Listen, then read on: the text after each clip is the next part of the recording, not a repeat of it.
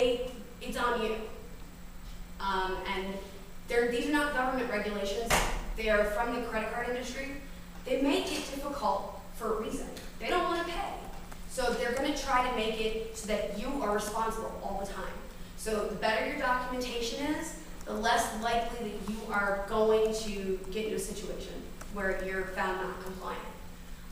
Make sure you keep up on your network scans. You do, regardless of what your merchant level is, there are 4 different levels. I am fairly certain that there's probably nobody in this room that is higher than merchant level 3, and I would guarantee you're all probably 4s, which basically just means you're at the bottom tier, and the requirements for you are a lot less. You do have to have quarterly network scans if you have any kind of environment that is in your building that processes credit card data. Not saves credit card data, processes credit card data. You need to make sure that you keep up on those scans. You are required to pass them at least quarterly. Most of your authorized.net, a bunch of the different companies actually offer some scanning services as part of their fees that they charge you now. Just you gotta set them up, make sure, and if they find a vulnerability, you need to document it, and you need to document exactly how you're going to fix that vulnerability and when you're going to fix it. Yes? Do you know, does the government site have information about financial class? It is not a government site, but there is information there. It's based on the number of transactions you have per card. I believe, I'm going to guesstimate. It's like you have to do more than 5,000 Visa transactions a year. So it's not total, but it's per card type per year to be considered a certain level. Okay. But the PCI site will tell you, give you an idea, or it should somewhere in there. This is not a government regulation. Yes, right? this is not government regulated. This is the payment card industry got together. The 4 big boys said, okay, we're having all kinds of breaches, we're losing a lot of money, we're going to make our merchants responsible for their security setups. They say it's Visa's policy, it's American Express's policy, it's Discover's policy, it's MasterCard's policy. If you don't follow these, we're not going to do business with you, or we're going to charge you a ton of money.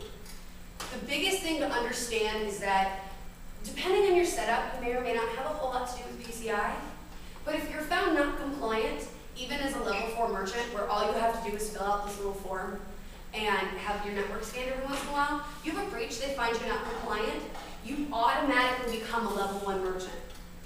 What does that mean? A level 1 merchant is required to have a security company come in and do all of their security setup for them. This is not a small little thing. This is millions of dollars. It will cause a small company to go under. That's the fact of the matter. It's not fair. It puts a lot of burden on you guys, but that is what potentially could happen. So you have to make sure that you're diligent about keeping up with this stuff. Yes? So if we've got a site where the credit cards, we take credit cards through SSL and none of the credit card information is stored on servers. We're using a payment gateway and that's connecting to the merchant processor. Are these network scans still required? Here's what's going to happen. Yes, you have a point where if your website is hosted in your building, your network has to be scanned. If you ever have a place where credit card data goes through your building and out the door, your network has to be scanned, regardless of whether you save it or not. And that's the next thing. Okay, Never. Yeah. I mean, the host is... If you have a shared host, you need to get on file that your host is PCI compliant. You need to have that documentation. They then take on the responsibility of having their network scanned, I believe. Now remember, I'm not a QSA, so I could be. We don't have, most of our stuff is hosted in-house. So most host providers are not PCI compliant, correct? You have to check with them. I do not know. I would imagine they're going to start losing clients if they're not. I would check. you got something to say? If you're running your own server, you're responsible for that, so you have your own dedicated, so I have a VPS, we like meeting. good luck with that. They're not, I know they're not, I've tried to work with them, but they're not compliant. I Yeah, I'm think. pretty sure they're not. You so- can configure those scans to scan your And they're very, very vulnerable, like their setup, I have the Right. my product set up, and it is, like, you have to go to like either Rackspace or Liquid Web, and they'll tell you if their PCI. Yeah, no, I mean, there's some really good stuff out, but I'm not actually storing credit cards. No, you process, that's the point that you gotta understand. Yeah. It is not storing credit cards. You take a credit card, that credit card comes into the site, it lives on that server, even just temporarily, it's going over SSL.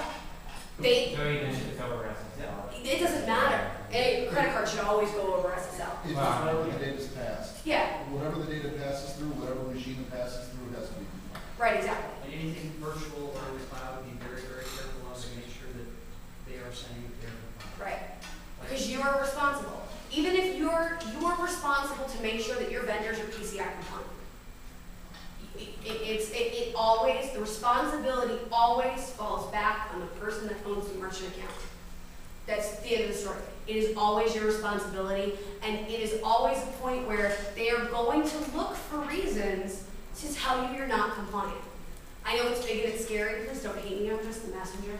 It's not right, they can just tell you that they're compliant, and when they're not, you still get stuck with the bill.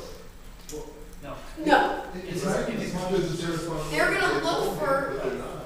you have to get documentation in writing properly, and if it's their fault, because the guys in the white suits, the forensic accounting types, will come in and determine responsibility. Mhm. And if it's their problem, then it's them, because they said they were good. right. So that's interesting. You just gotta make sure that you complete, And and you your keep backside. You just gotta take care of yourself first. yep, And if you're not compliant, any fraudulent transactions that can happen from a stolen card that came out of your system, you become responsible for it. So Exactly. It's not just what PCI is getting out of you about, it's anything that happens as a result of that breach. And so you're getting sued by every individual person and whatever else, so Yeah. it is a real mess. and if you're PCI compliant, then your bank takes care of it. And that's honestly what it comes down to.